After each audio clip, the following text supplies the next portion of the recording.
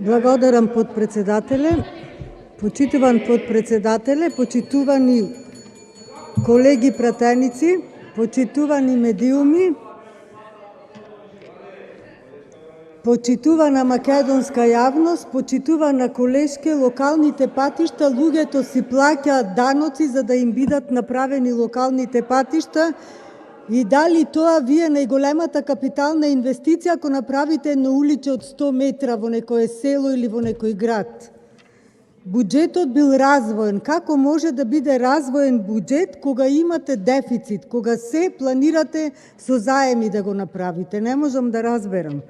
Понатаму, ке сте се грижеле, ке сте правеле економско заздравување, зачувување на здравјето на граѓаните, странски инвестиции ке сте носеле и европска интеграција на државата. И сето тоа е супер кажано, ама кога ќе се разбудиме, ќе видиме во која држава живееме и ќе ви кажам најработи во кој што се наоѓаме. Најкорумпирани сте. На 111-то место ја доведовте државата по корупција, рекет и криминал. Во време на режимот на 6-то место беше, а вие за 4 години на 111-то го денесовте, па видете ги информациите. Најсиромашна држава, според Евростат, се македонските граѓани. Знаете тоа?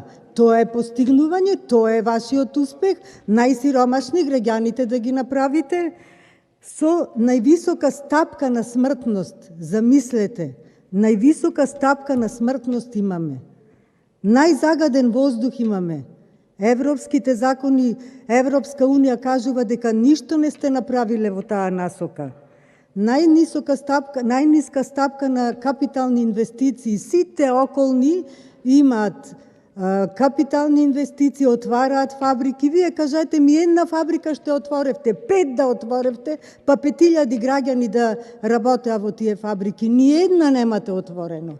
Како го зголемивте стапка на вработуваност? Ги вработивте во јавните установи, на едно столче по 5 граѓани, по 5 вработени седат. Само за да ги задоволите партиските војници што трчаа за вас. Да, на највисоко место по крадење на струја сте во Европа. Колкава мизерија од народ сме. Така. И ќе ви кажам, според Заводот за статистика, во 2020 година има двојно повеќе починати граѓани отколку родени деца. Знаете што значи тоа во Пелагонискиот регион? Двојно повеќе починати граѓани, плюс иселени. Тоа е откако дојде животов во нашава држава.